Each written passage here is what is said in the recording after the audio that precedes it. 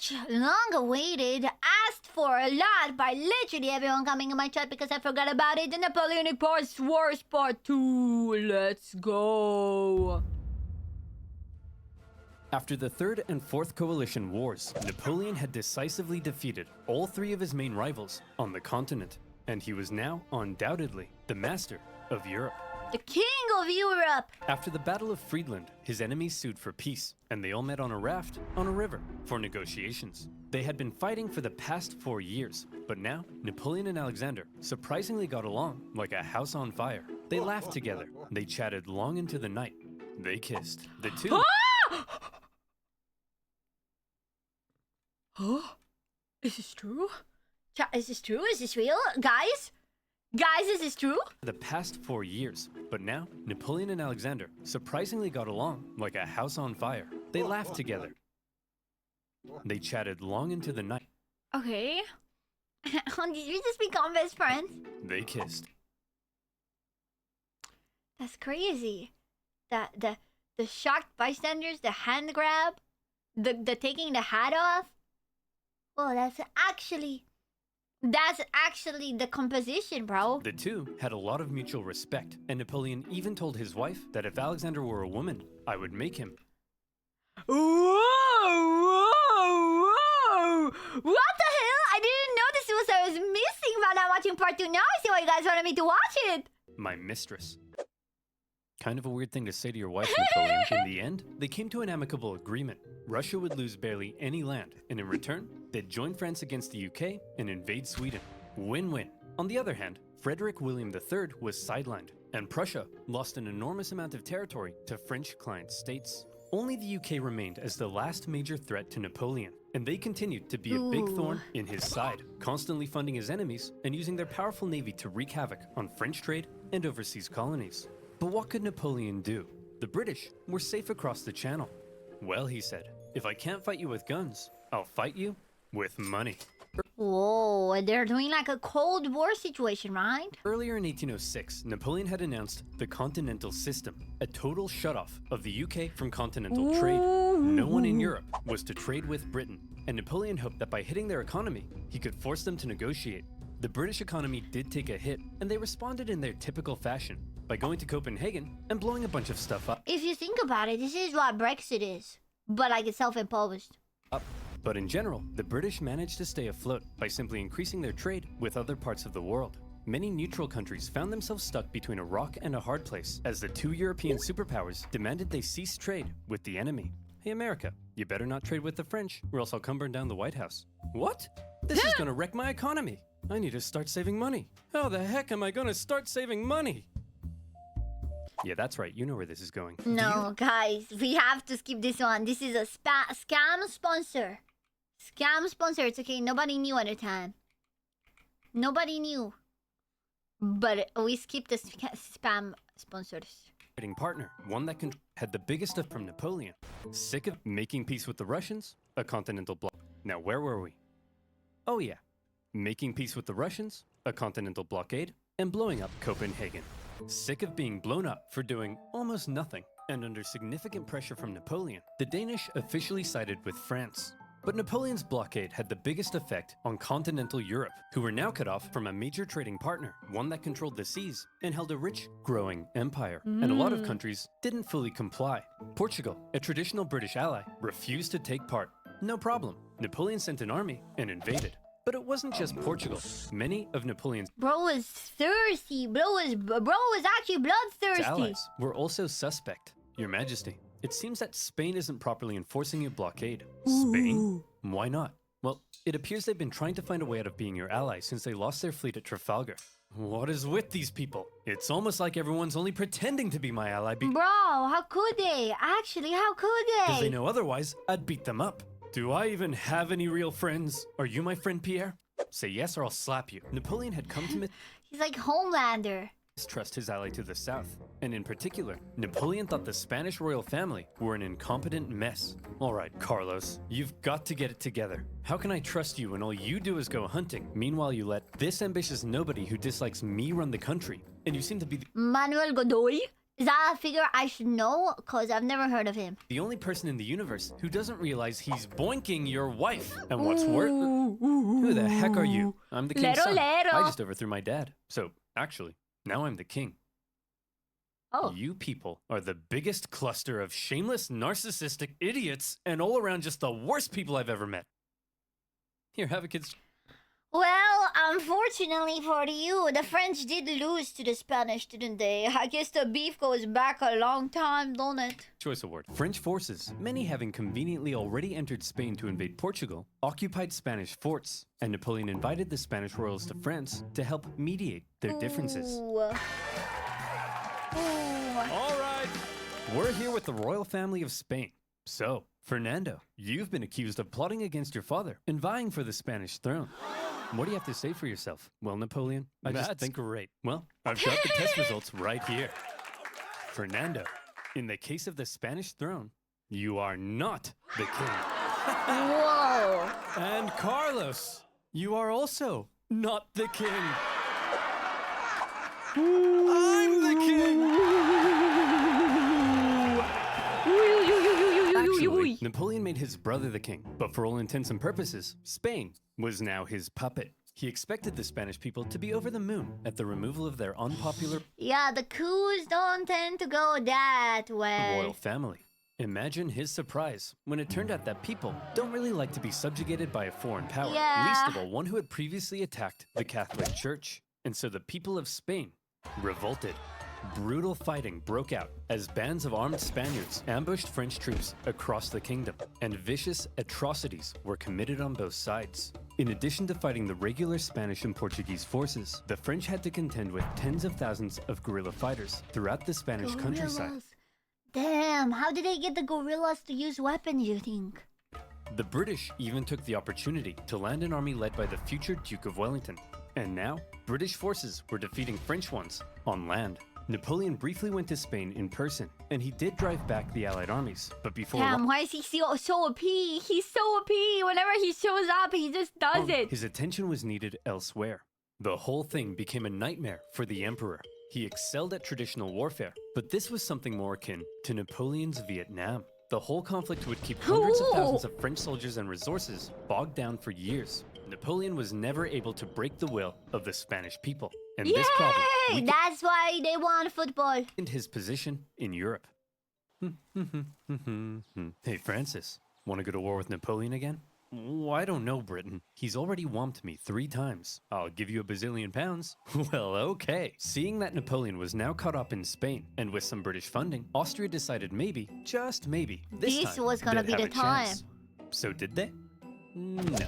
Fifth coalition. Napoleon defeated them in just 4 months. That's It was crazy. quick, but it wasn't exactly easy. The Austrians had been watching Napoleon and learning, and they had made some reforms. While Napoleon, after years of war, was increasingly having to rely on inexperienced conscripts. So this time, the Austrians gave him a run for his money. The Fifth Coalition saw some of the bloodiest battles to date, including Napoleon's first major defeat. And when he did finally defeat the Austrians at the Battle of Wagram, it was a very costly victory. Still, Napoleon had yet again kicked Francis's butt, and as part of the peace terms, Austria lost a bunch more land. Not long after, however, Napoleon and Francis came to another agreement. It was decided that Napoleon would marry Francis's young daughter.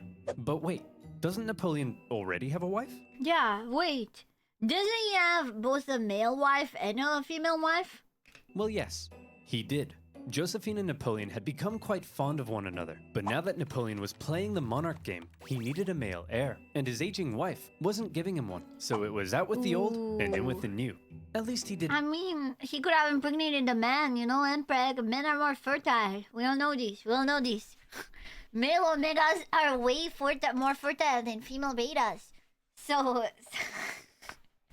he should have just found an omega. Easy. Behead anyone.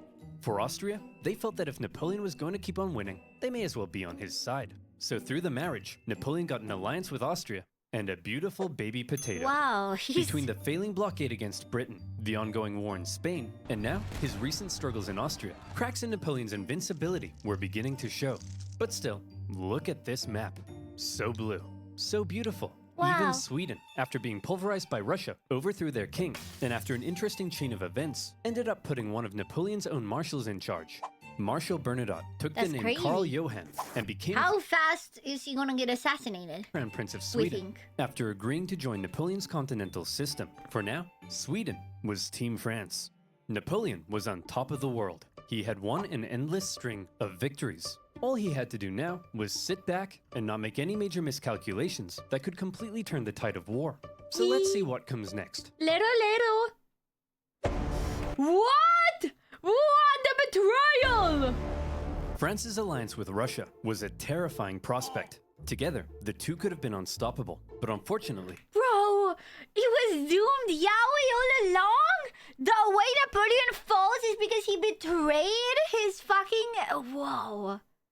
That's crazy. the alliance didn't last. The Russians felt they weren't getting a fair deal. Napoleon's Duchy of Warsaw right on their doorstep was a bit of an insult. Whoa. And then their economy began to tank because of Napoleon's British blockade. And eventually, they began to open up trade. Your Majesty, it seems Alexander is no longer abiding by the continental Whoa. system and has begun trading with the Whoa. British. Alexander? But he kissed me. What is that picture? Who made that, actually? Like, is that just a fan art that was made in current day? Or who made that? I need to know. Kissed you? You wouldn't get it, Pierre. No one would ever kiss you.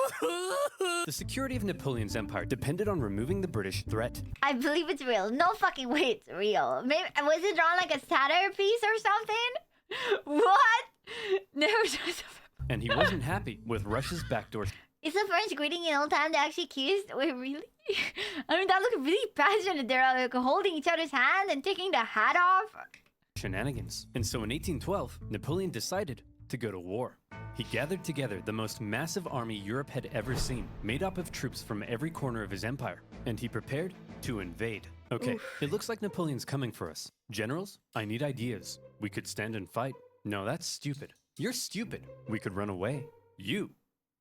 You're a star. You'll remember Napoleon's tactics relied on astonishing speed to outmaneuver his enemy and force a quick, decisive battle. Well, I've got two words for you. Scorched earth. If his opponent retreated while scorching the earth, his men couldn't live off the land. And if his men couldn't live off the land, Actually going scorched earth. That's he crazy. needed his supply trains. And if he needed his supply trains, he couldn't move quickly. And if he couldn't move quickly, he couldn't outmaneuver his enemy. And if he couldn't outmaneuver his enemy, I think you get the point. Napoleon launched his invasion and hoped for a quick battle, but all he could do was try to catch the retreating Russians while moving deeper and deeper into hostile territory. As he went, the horribly hot summer devastated his army. His men died of heat, exhaustion, and disease. Supplies began to run out, and his men began to starve. Many deserted, and still the Russians continued to retreat. That's Numerous crazy, it times, works. Napoleon considered turning back. I looked it up. It's very real. What do you mean? What do you mean? So real in what sense? I need the history and the full backstory in that painting. But that little voice in his head kept on telling him, keep going, just a little further. And don't worry, you're Ew. definitely average height. The hubris. The hubris. Apparently called the kiss of peace. Bro, what? What do you mean the kiss of peace? What do you mean the kiss? I'm sorry, I gotta Google it.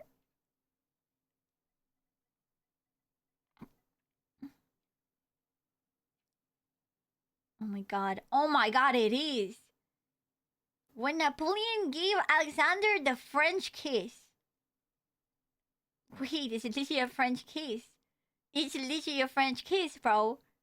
It literally... Oh my For god, the Jesus. time, he nearly caught the Russians They genuinely kissed at the tree to signify their closeness. Oh my god. Now look how hard the betrayal is hitting now. Oh my god, it's doomed Yahweh. This whole time. at Smolensk, but it was his birthday, so he had a party instead. Well- When he finally reached Moscow, he predicted the Russians wouldn't be willing to give up such a historic and holy city without a fight. And he was right. The Russians finally turned to face him for the single deadliest day of the Napoleonic Wars, the Battle of Borodino. The Russians fought valiantly, and as he got older, Napoleon's battle tactics seemed to become a little less refined and a little more I thought it was part of the Napoleon battle tactic. run straight at the enemy, try not to die.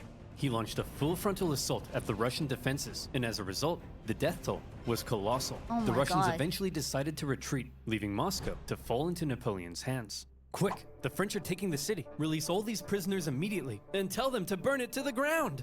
Well, well, Jimmy the arsonist, you are not going to believe your luck. Moscow went up in flames, and as Napoleon That's entered, crazy. it became very clear That's crazy. Oh my god, they went scorched earth again. his army wouldn't be able to stay there very long. But he had just defeated the Russian army and taken their most beloved city. In his mind, he had won. So he sent Tsar Alexander in St. Petersburg a letter. Your Imperial Majesty, Oh my Napoleon god. requests your Oh my god, they're being catty. surrender. How shall I respond? You shan't, Dmitri. Ever? He's ghosting him. He's ghosting him. Ever. But, Your Majesty, it will be winter soon. The French forces are stuck 500 miles into Russian territory with dwindling supplies. If we don't say anything, well, then they'll all die. After Left him on red, bro. Alexander actually became a more confident man at his beginning. waiting for a response for about a month, the Oh first my god, he's so sad. He just wanted his attention. It's like, please. snow of winter began to fall, and Napoleon sensed the catastrophe that was about to unfold. He decided their only choice now was to get out. And that's when it happened. It got cold.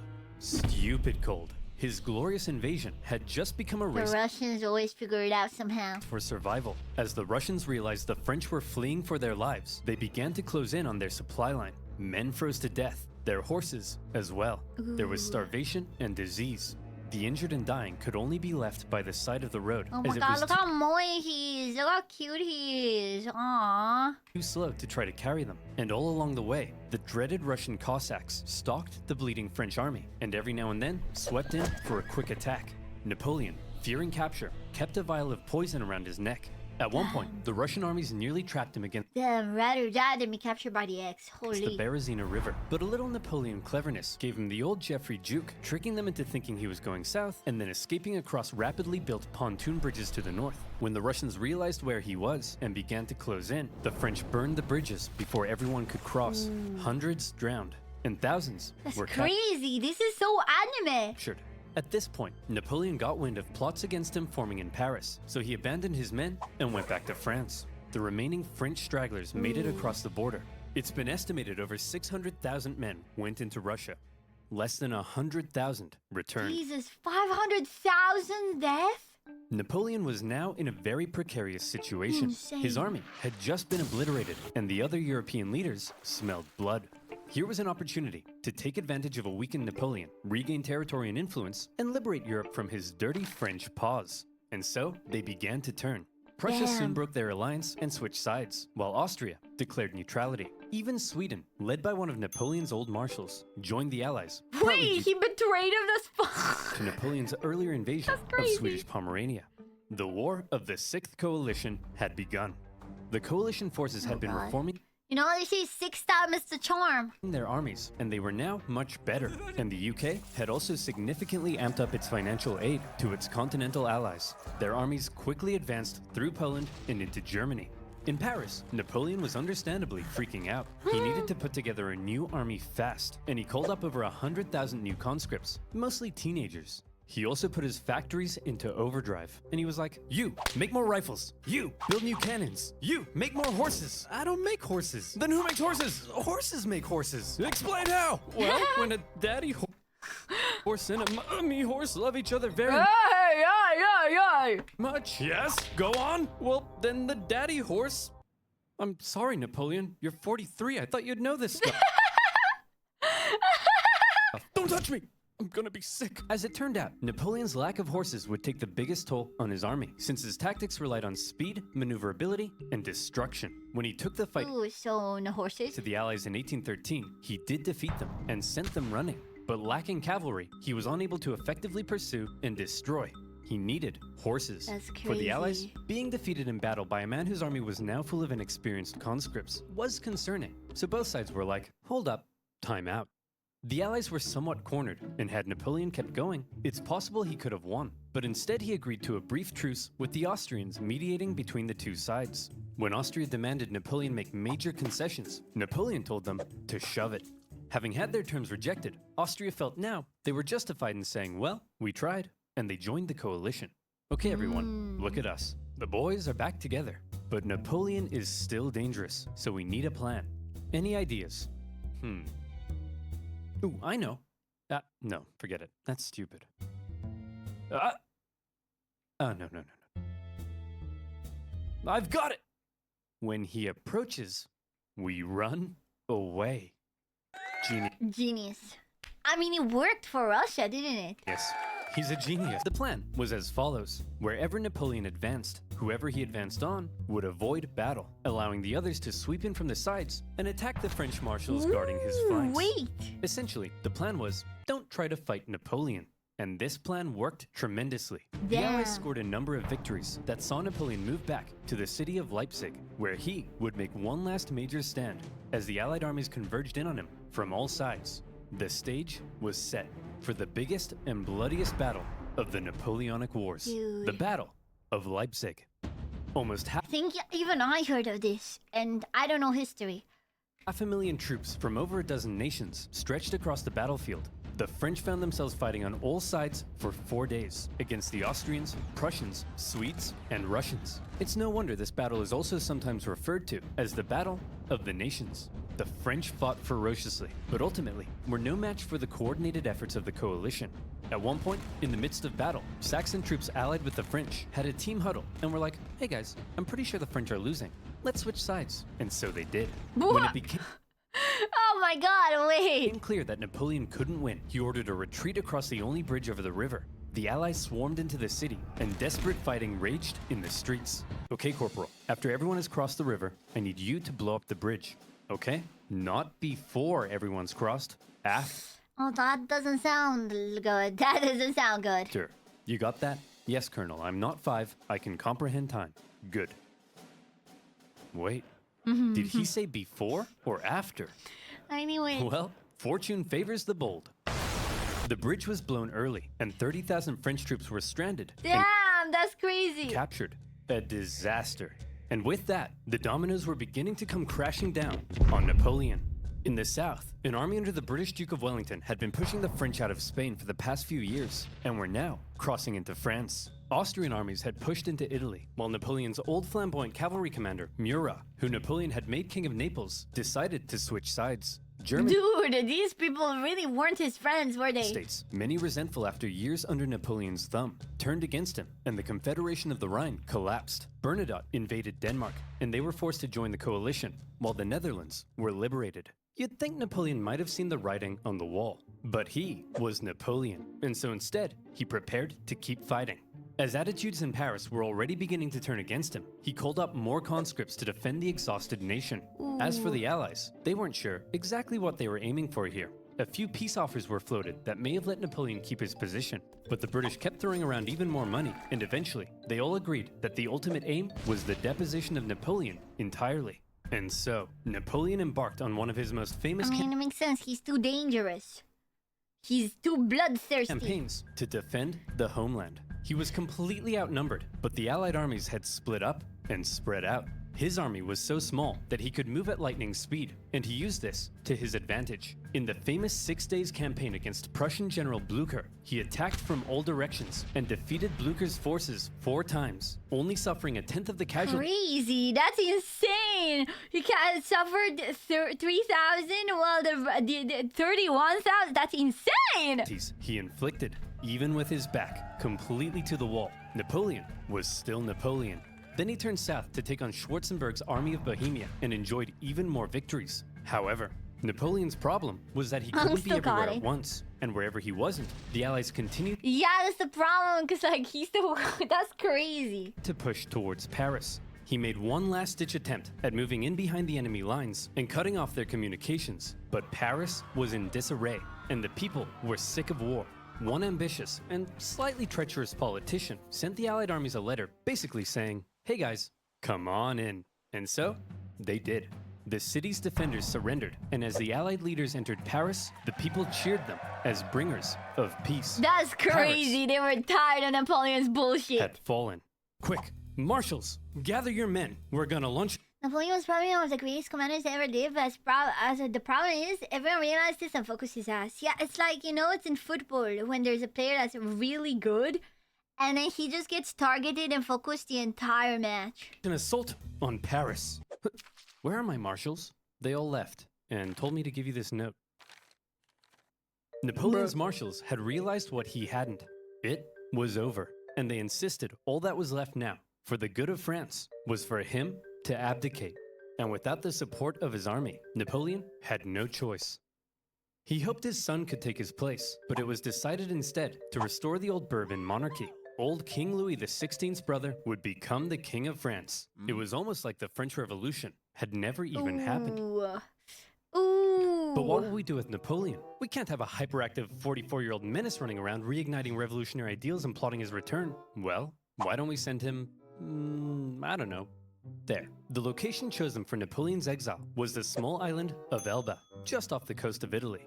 Napoleon was to rule over the island, and even got to keep the title Emperor of Elba. Damn, they gave him a cost. Oh, that's BM. That's BM. The Allies must have been in stitches when they came up with that. When he learned what his fate was to be, he drank the poison he had been keeping around his neck. That's crazy. But it had gone out of date, so instead of... Oh, man. a quick and painless death, he got a painful stummy-wummy instead. Oh. Before he left France, he addressed his oldest and closest guard one last time, making an emotional speech that ended with him kissing their flag. And off he went to exile. The deal that was given to him was actually quite generous. His family were given titles, he was to receive a state pension from France, and he was able to receive many distinguished visitors, all eager to come and meet the famed emperor. That's and he crazy. ruled over Elba well, improving infrastructure and introducing many legal and social reforms aimed at improving life on the island. Hey Napoleon, just coming in to check on how it's all going. Holy smokes! But it wasn't all good.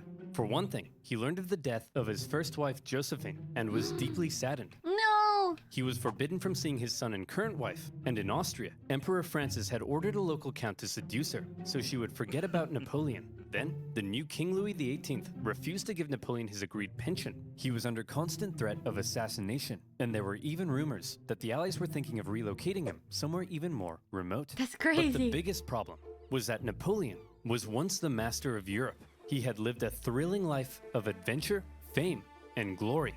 Now, he found himself on a tiny island in the Mediterranean, and he was bored. Wouldn't it be nice if he could somehow Yeah. return to France and reclaim his throne? Hey Napoleon, want to go back to France and reclaim your throne? I would, Pierre. But how? Well, I was thinking we could just take this boat. Will that work? Surprisingly, yes. Pierre, remember when I told you no one would ever kiss you? Yes, sire. Well, pucker up, boyo. Yay. When Napoleon left Elba, it wasn't really the daring escape you might think. He basically had kind of a leaving ceremony, hopped on a That's ship, crazy. Good luck, Napoleon. and sailed back to France. He brought with him an army of about 1,000 men, and What's the plan here, man? 1,000 men, he really? began his journey to Paris. However, in Paris, there was now a new king, and at first, the people largely accepted him because the last few years of war under Napoleon had brought immense death and economic suffering. That's right, the king is back, baby. Divine right to rule. Don't worry, everyone. I know the economy is kaput, but I and my courtiers will withdraw into this palace, Oh, nice Porsche, man. and we will definitely work as hard as we can to fix everything.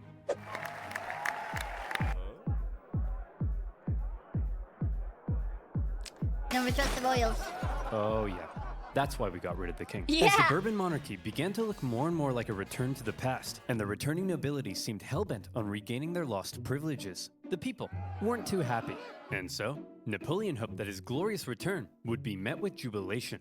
In the end, the reaction was a little mixed, but many were happy to see their old emperor. Your Majesty, it seems that Napoleon is back and marching this way with 1,000 men. That guy? No problem. I have hundreds of thousands of men. Send them to arrest him. Ooh. Your Majesty, it seems the thousands of men we sent to arrest Napoleon have all joined Ooh. Ooh. his side. Ooh, little, I'm little. off to Belgium. If you ever need a king again, be sure to let me know. As Napoleon continued his journey, the king had sent battalions of men to stop him, but they largely comprised of Napoleon's old soldiers, many unhappy with King Louis's military reforms. And Little, so, when little. ordered to arrest him, they simply couldn't do it. In one famous incident, the troops began to cry out, "Long live the Emperor." When Aw. Napoleon reached Paris, with King Louis having fled, he entered unopposed to reclaim his throne. Napoleon was back from the dead. Okay, everyone, now that we've finally gotten rid of that guy, let's try to make sure something like this can never happen again. What's that doing there? Hey, fellow monarchs! We got him troll face. This time, Napoleon promised he would be a mucho good boy and not start any wars. But the Allied leaders were having none of it. They declared Napoleon an outlaw and the illegitimate ruler of France. Then, they declared war. Not on France, but on Napoleon himself. And when you have multiple empires declaring war on you That's as crazy. an individual, They were scared of his powers. that's how you know you're a very naughty boy. Yeah. The Allied powers began making plans to combine their forces and once again invade France. The most immediate threat to Napoleon were the British and Prussians hanging out in nearby Belgium. If Napoleon could knock them out quickly, maybe he could force the Allies to negotiate, and maybe he could hold on to his power. Together, the two armies to the north outnumbered him, so he made a plan to divide them and take them on separately. Historians debate how much of a chance Napoleon had here, but this same strategy of dividing and conquering had worked for him multiple times. He marched north with 125,000 men and took on the Allies in a number of initial engagements, defeating the Prussians before turning to take on the British. But to Napoleon's dismay, miscommunication and hesitation among his marshals allowed both enemy armies to retreat, and crucially, rather than fleeing east, the Prussians moved north, where they could remain in contact with the British. Napoleon sent a force to hold off the Prussians as he moved in on the British, now holding a defensive position at Waterloo. Prussian General Blucher sent word that he would come to Wellington's aid if he could just hold off the French for long enough. Napoleon had to defeat Wellington before the Prussian army could arrive in force, and it was close. The British held the high ground and a number of key defensive buildings across the battlefield. After waiting Is some this the hours he didn't famous have for the Waterloo ground to battle? dry, Napoleon sent men to assault the Hougoumont farm, but the British-German garrison there held out. French Marshal Ney launched a number of miscalculated cavalry charges at the British lines. The British formed defensive square formations, and they tore the French cavalry to shreds, while one guy chose the absolute worst time to go on a bender. The French did manage to capture a farmhouse directly in front of the British line, and from there, they unleashed artillery hellfire on the British square formations. And as Napoleon sent his Imperial Guard in to finish the British off, a nervous Wellington knew his lines were at breaking point. But the Prussians had earlier begun to arrive, and now they were arriving in large numbers. And after the British held out and sent the French Imperial Guard running, the French lines panicked, fearing they had been encircled, and they began to flee. The Battle of Waterloo was an Allied victory.